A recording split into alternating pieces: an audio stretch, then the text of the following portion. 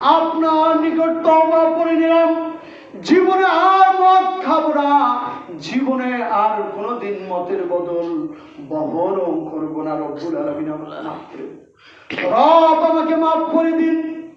এরকম ভাবে যুবক হযরত ওমরকে সম্মুখে রেখেই অন্তরের ভিতরে এরকম অনুতপ্ত অনুশোচনা নিয়ে চোখের পানি ছেড়ে দিয়ে আল্লাহকে মনে মনে ডাকতেছেন।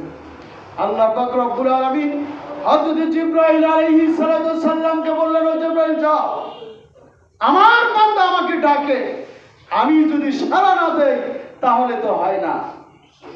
তার কারণে আল্লাহ পাক রব্বুল আলামিন বলেছেন, ফাজকুরুনি আযকুরুকুম, বান্দা তোমরা আমাকে ডাকো, আমি তোমাদের ডাকে সাড়া দিব।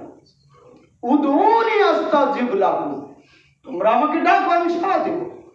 অনেক জায়গায় এরকম ভাবে আল্লাহ পাক রব্বুল আলামিন বলেছেন। সুতরাং আল্লাহর বান্দা আল্লাহকে স্মরণ করছেন জীবনের শেষ তওবা, অনুশোচনায় দগ্ধ হয়ে চোখ দিয়ে পানি গড়িয়ে আসছে।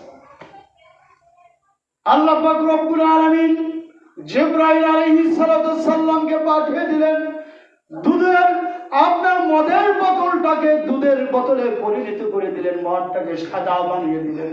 সাদা বলে তো আর হযরত ওমর আর মদ বলবে না।